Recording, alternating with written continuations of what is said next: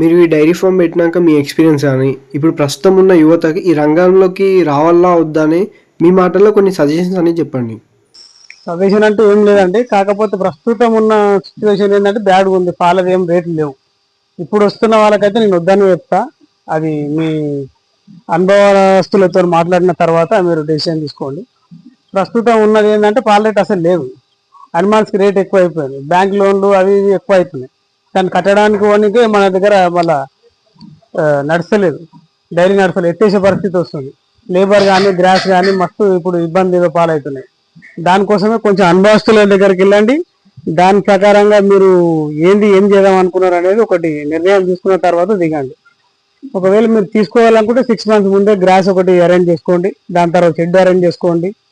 పశువుల ఎంపిక కూడా చాలా ముఖ్యం. దాన్ని బట్టి మీరు ప్రతి పశువుకు అబ్జర్వేషన్ అనేది చాలా ఇంపార్టెంట్. పోయినామా వచ్చినామా అంటే అది నడవదు అట్లా. అనుభవస్తులను తీసుకొని వెళ్ళండి. దాంతో పాటుగా మీరు అసలు ఏంది అది బ్రీడ్ ఏంది, ఆవేంది. ఇప్పుడు ఇలా 40,000 50,000 ఆవు కూడా ఇలా 1,50,000 అయింది. ఇప్పుడు అనుభవం లేని వాళ్ళతో అనుభవం ఉన్న కూడా ప్రాబ్లం అవుతుంది. మాలాంటి వాళ్ళు 10 years ఉన్నాం. 10 years తో బీహార్ వరకల్లా మేము 15 18 ఇస్తే అది 20 30 ఇస్తా అంటారు. అది 2 నెలలు 3 నెలల వరకు ఇస్తారు. అవతల ఏమవుతుంది, డైరీ ఎత్తేస్తారు. ఉన్న ల్యాండ్ ఏదైతే ఉన్నదో అది బ్యాంకు మార్కెట్ చేసింది, వాళ్ళు వచ్చి ల్యాండ్ మీద కూర్చోరు.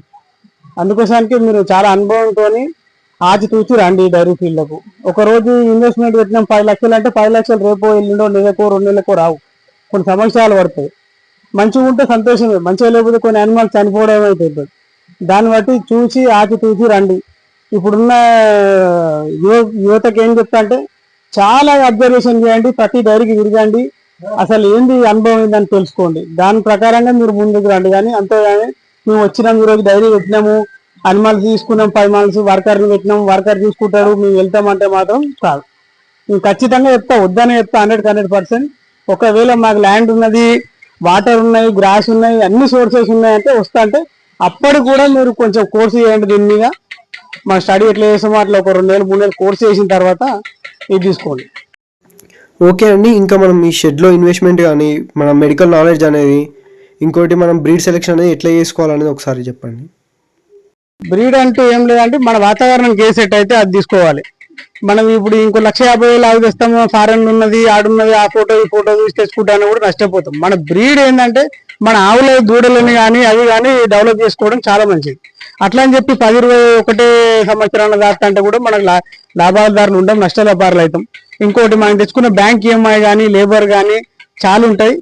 ఒక సంవత్సరానికి మీకు మాక్సిమం మీకు ఎన్ని దూడలు కావాలనే దాన్ని బట్టి ఏ ఆవు మంచిగా పాలిస్తుంది, 20 above ఏదైతే ఉంటుందో దాన్ని మీ ఎంపిక చేసుకొని దూడలు ఉంచుకోండి. దాంతోపాటు అబ్జర్వేషన్ అనేది చాలా ఇంపార్టెంట్ అండి. మళ్ళీ మళ్ళీ చెప్తున్నా, ఎందుకంటే ఒక ఆవు మేస్తుందా, మేస్తలేదా, వీక్ అయిందా, ఈరోజు పాలు తగ్గిందా, హీట్కి వచ్చిందా అనేది ఖచ్చితంగా మనం దాన్ని అబ్జర్వేషన్ చేయాలి. లేబర్ మీద మాత్రం నమ్ముకుంటే మాత్రం డైరీ పెట్టకండి.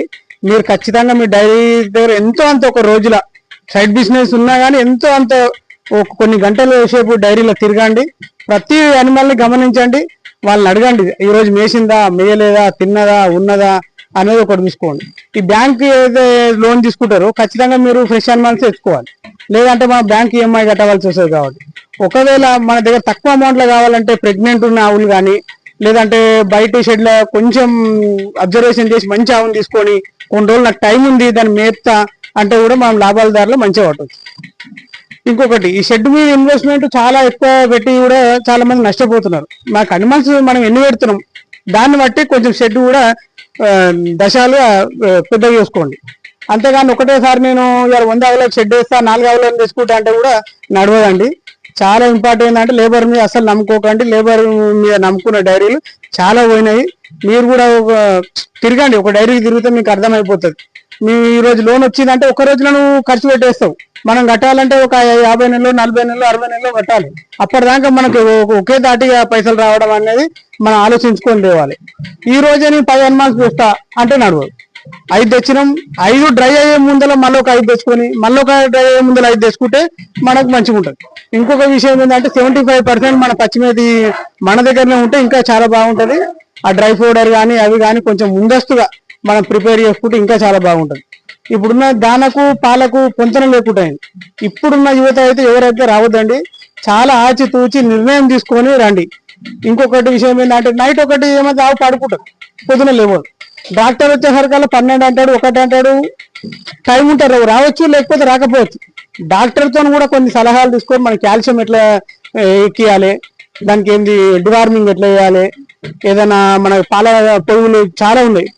ఇప్పటికి ఇంకా కూడా పాల పొదుగులు అనేది మనకి నిర్ధారణ ఎవరు చేస్తలేరు. ఇంకా దానికి ఉన్న ట్రీట్మెంట్ అనేది కరెక్ట్ లేదు. 2-3 రోజులు ఆవు వీక్ అయిపోయింది, సంకవాపు వచ్చేసింది అంటే ఒక 2 పోయినకి అవకాశం చాలా ఉంది. మన దగ్గర కూడా 2-3 ఇట్లా పోయింది. ఇప్పుడు ఏంటంటే మన దాని ట్రీట్మెంట్ అనేది వెంటనే అందియండి.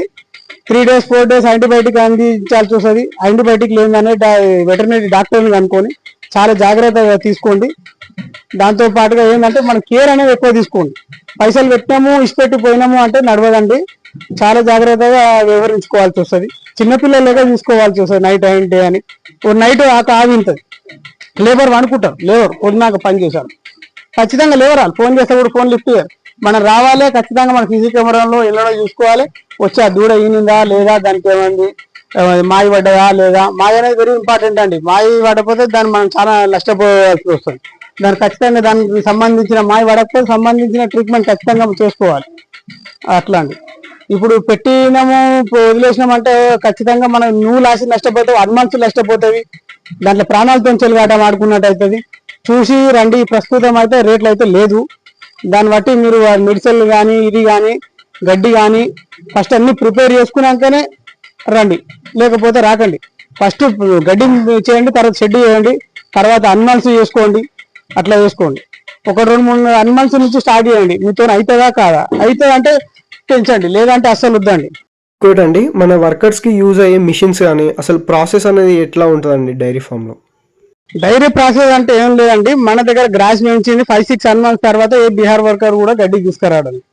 తీసుకొచ్చినా దాంట్లో ట్రాక్టర్ కావాలి, గడ్డి కట్ చేయడానికి గ్రాస్ మిషన్ కావాలి, కుట్టు మిషన్ కావాలి, దానికి అన్ని ఫెసిలిటీస్ కావాలి. పాలు వినడానికే పాల మిషన్ కావాలి, అవి పడుకోనికే ఇబ్బంది కాకుండా మ్యాట్స్ కావాలి. ప్రతిదీ మనం ఎంచుకోవాల్సి వస్తుంది. ఒక్కటి కాదండి, ఒక రోజులో మనం ఒక పేపర్ చదివినాం అర్థం చేసుకున్నట్టు కాదు. డైరీలో చాలా అనుభవం ఉండాలి, చాలా ఇంకా వేసుకోవాలి. ప్రతి వస్తువు అవసరం. ట్రాక్టర్ అవసరం, మిషన్ అవసరం, కుట్టు మిషన్ అవసరం, పాల మిషన్ అవసరం. అన్ని మిషన్తో కూడుకున్న పనులు అయినాయి ఈ రోజుల్లో.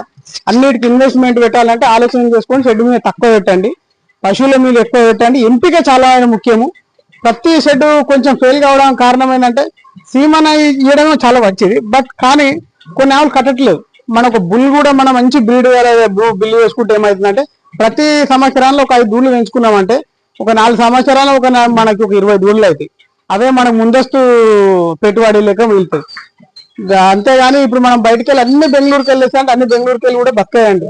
ఖచ్చితంగా ఇక్కడికి వచ్చినాక అబ్జర్వేషన్ ముఖ్యం.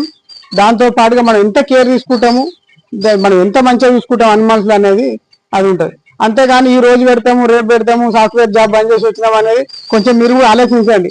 అందరు యువత కూడా ఇటు అట్లా ఉరికిరాకండి. ఇంకా అసలు ఏమైతుంది, అసలు ఏముంది, అసలు ఉన్నదా లేదా అన్ని కూడా తెలుసుకోండి. ఉరికొచ్చి డబ్బున వచ్చి లోన్లు తీసుకొని అమ్మ నాయన బాధ పెట్టి మీరు బాధపడకండి. ముందు ఏంటంటే మీరు కొన్ని రోజులు తిరుగుతూ ఏమవుతుందంటే మీకు కొంచెం అవగాహన వస్తుంది. ఇవాళ అవగాహన వస్తే ఏమవుతుంది అంటే మీరు అవును నాతో అవుతుందా కాదా దాన్ని బట్టి ముందుకు అడుగు వేయండి.